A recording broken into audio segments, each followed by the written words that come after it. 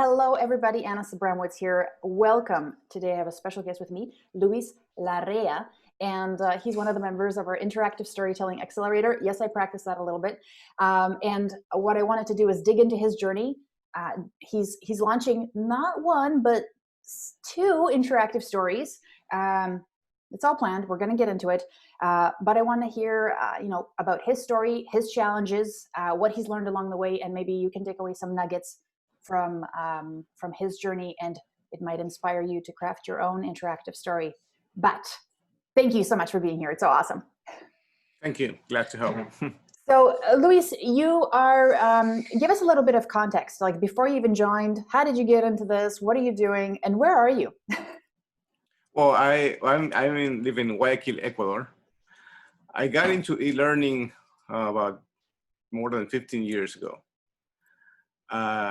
I didn't do the design. I did most of the selling back then. But about 5 years ago, I went on my own and had to do the design and the selling. And I kept doing what I did before. I mean, the same type of course that I did before, which back then was very the high tech and everything. Well, that's what you used to do back then. But now with all the new technologies, all the new interactivity going on, those kind of courses became boring. If most of my clients, I mean, they still request those courses, but I can see that they don't feel like those are the best options. And then the new workforce, they're younger, they are used to quicker things, they're used to more interactivity, they don't like to read long, basically what I used to call them glorified PowerPoints on the web. So I started looking about maybe more than a year ago to some options. I looked into gamification, I looked into storytelling, I saw some videos on YouTube, on the web. And then I found your podcast. I started listening to what you were saying, and it caught my attention because it seemed very, it could be what I was looking for, to show something different, not to make stories that are compelling, that won't take 2 hours to complete, but will get to the point of what you needed to people to learn. So that's when I started investigating. I found you, but then I joined the ISA because I did try to sell an interactive story before this, but it didn't go well. I mean, there's so much things you need to think about. It looks simple. It's not that complicated still, but you have to know what to do. It's not just, once you see the final product, you think that you can do it, but if you don't have all the background, it's not the same. And we should really get into that, because the thing is, you were already sold on interactive stories, and you said so many interesting things, like, this idea that audiences now aren't expecting to read a lot. They want to be engaged, but it's cool. The idea of story to engage them deeply, but not in a long time. You're not taking 2 hours to tell some sort of long story about something that's happening. It's actually quite quick, but it's still storytelling, which is what I like. And what you said, the goal is that the end product looks simple and it's not intimidating for the end user. And so when we look at the final thing, it might be like, oh yeah, that's pretty simple to do. So let's dig into that a little. So first off, let's tell us about the interactive story that you're working on right now. I think it's final stages. Yeah.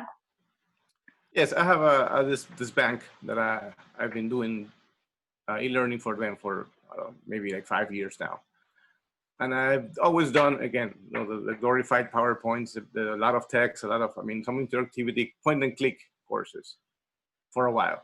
Last year, I did something new. I did like a little more animations.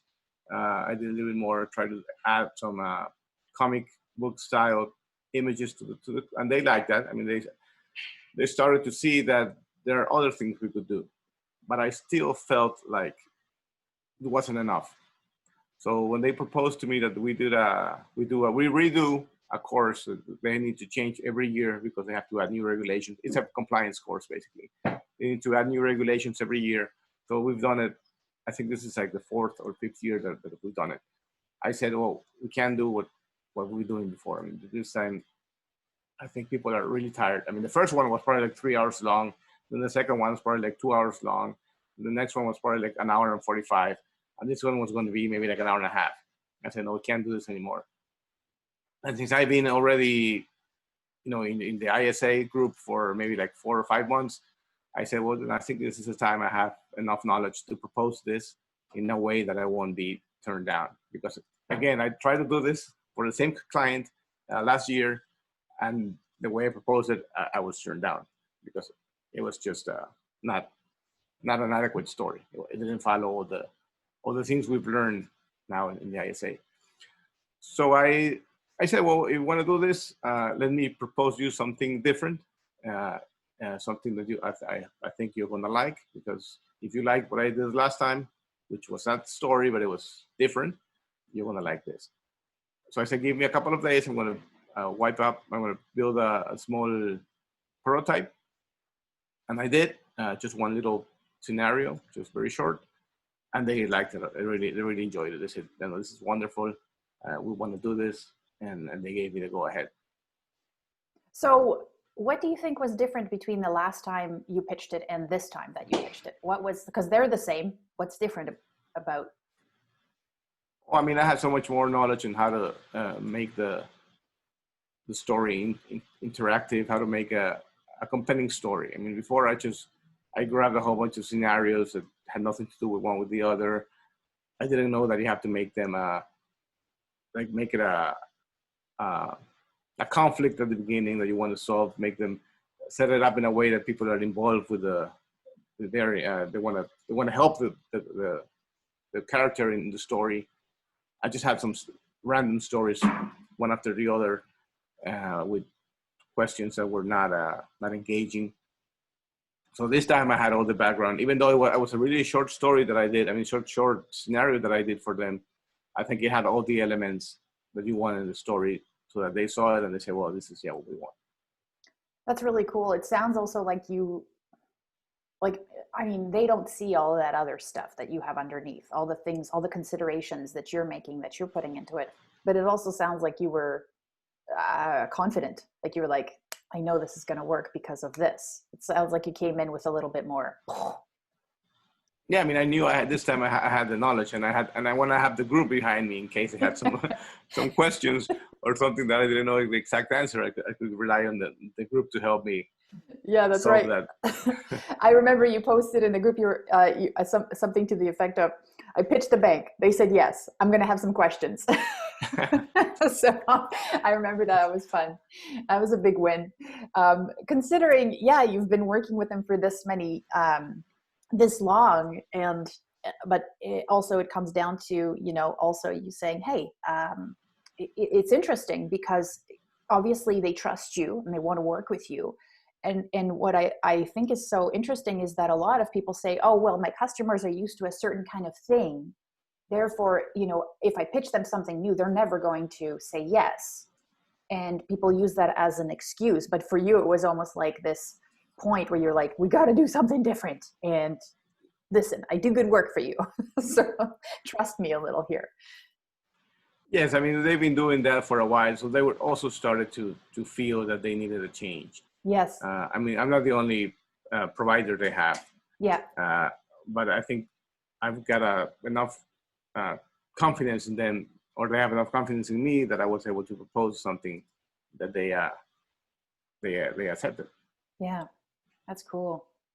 It's now, okay. So you listened to the podcast. I'm just going to get into why, what made you decide to join this program? There's lots of programs out there. Why this one? Well, I've seen the Broken Coworker out there. I really liked it. Your podcast was very interesting. You had interviews with other people. There were some short podcasts where it was just like a little idea, or there were longer podcasts that gave you more in depth into what you were doing. And then you started making also those videos on Facebook. I saw a few of those, and I just felt like it was the right time for one, and I mean, like, you had the expertise to really help us out. But you didn't have a project. You were just like, I'm going to jump on. I didn't have a specific project back then, but I mean, I knew I wanted to do this for my future projects. And I know I have to, I mean, I have another project that you mentioned at the beginning. That's more of my portfolio project. And I knew I had to make one of those too. So I wanted to show something other than, the point and click projects that I've done before in my portfolio. So you had that vision. You were like, it wasn't like, oh, I have this project, I'm going to do it. It was like, you just wanted to, when it came up, you knew you wanted to get good at this. Yes. I mean, I knew I had to somehow stand out from the rest of the people doing this here.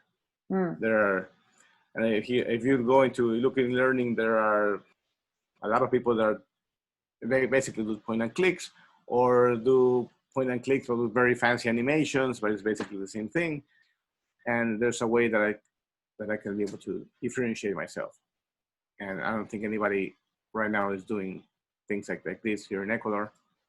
And I figure this is the way to go ahead, add some value to what I'm doing. So when you started learning how to do interactive storytelling and joined our community, were there things about it that surprised you, or were you skeptical, or is there anything that was not as awesome as you thought? Like, tell me about that process. Well, I don't think I was skeptical because I've seen the broken coworker, and I've searched in the internet, I've seen all other stories. So I knew that was the right way to go. I think the part that's most difficult to me, not because the process is hard, it's the first stage, getting to all the information that the client gives you and coming up with the story, coming out with what we call the beats in the story. That at the end, once it's done, it seems simple, but it takes me, I usually have to think about those for maybe like a week and really think about that, and then walk away and then come back. And then what I thought, I mean, at the end, the process is simple. It's not that complicated, but adapting it to whatever circumstance you need to, because a lot of the questions that I had is, well, my stuff that I do is more compliance. Because sometimes, you see this kind of courses for touchy-feely kind of, so it seems easier. I mean, it seems easier to come up with those stories in those cases, and it seems harder to come up for stories in compliance courses. But at the end, I think they're both difficult. It's just, once you see the final product, if you don't know what's been going on before, it seems easy. But I think both of them are difficult. And with the help of the community and seeing what other people are doing, you start up, and the experience that you gain, you start up coming up with new ideas with different types of courses. It's cool you said you have to step away and just let it, like, you got to think about it, right? Because it is you have to process it all, I think, to be able to then distill it to what's going to work for me. Because we are over. Yeah, I think for me that's the hardest part. I mean, coming up with the story, the character, something that's trying to link all the scenarios together in a way that makes sense, in a way that we're seeing it keeps the student interested the whole way, and that it adapts to what you want to teach. I mean, again, compliance courses sometimes just regulations, follow this article, follow this law, and coming up with a story that fits. I think the best option is through the interviews that you showed us how to do. Talking to the practitioners. That's a way to come up with the link between the story and the regulations or the law that you want to teach. Yeah, because with your course, you were inundated with content. There's no lack of it. It's just so. Okay, so then so obviously you're still excited about interactive stories because you're crafting the next one, which is awesome. Yes, it's my portfolio piece, which I've mutated somewhat from what I first idea to what I'm doing now. So but that's, we're cool with that, right? Like at this time, I think we understand that there's like an evolution of our ideas, and we're okay to kind of scrap them and say, hey, like, as you think about it, it adjusts. What do you think about that?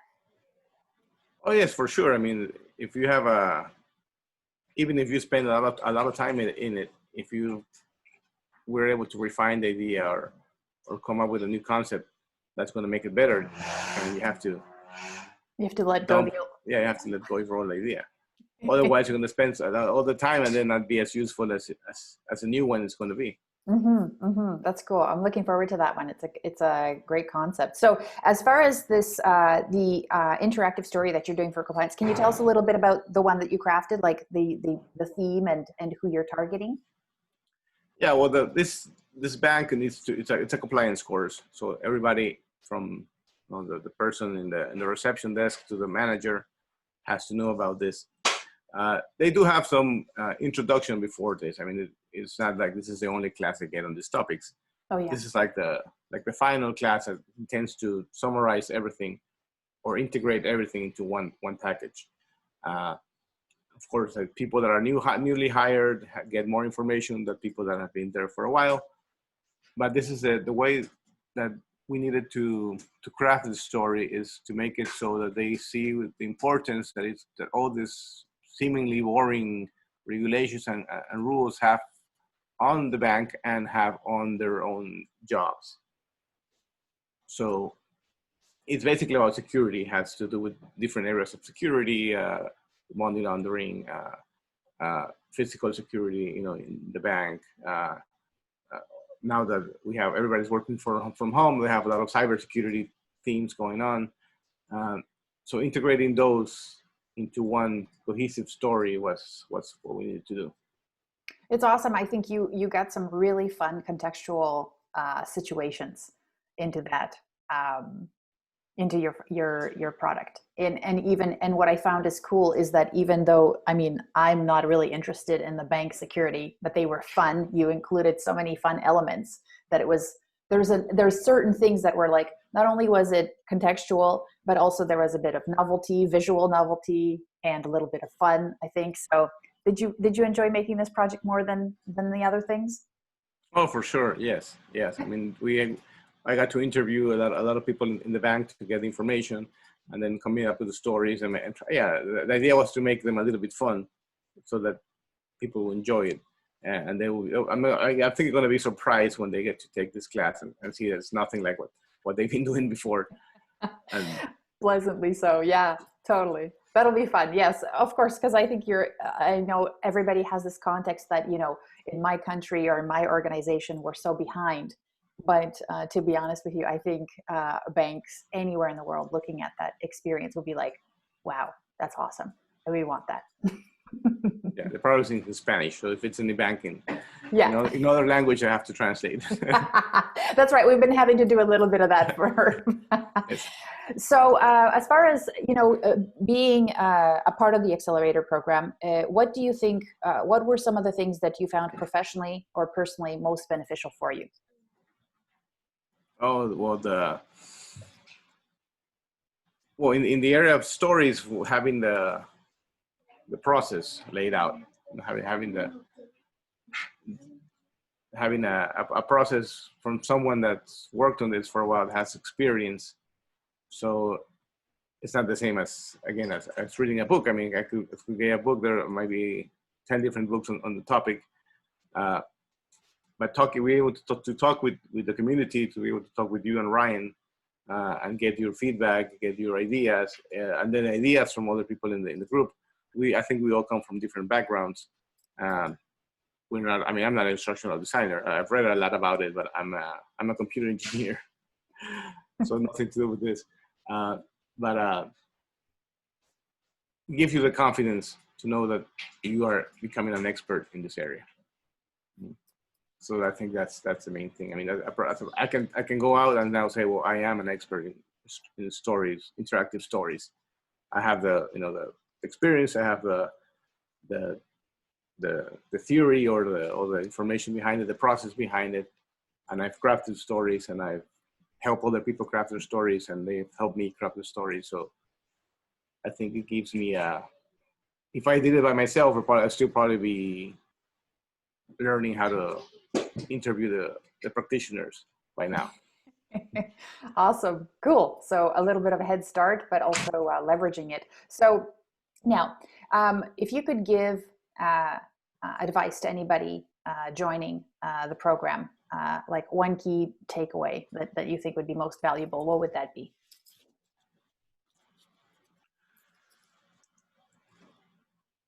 Well, don't be afraid of